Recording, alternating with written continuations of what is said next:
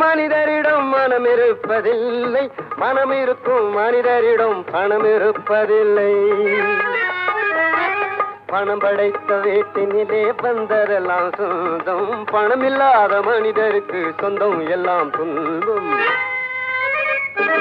புத்தியுள்ள மனிதனெல்லாம் வெற்றி காண்பதில்லை, வெற்றி பெற்ற மனிதனெல்லாம் புத்திசாலி இல்லை, புத்திசாலி இல்லை.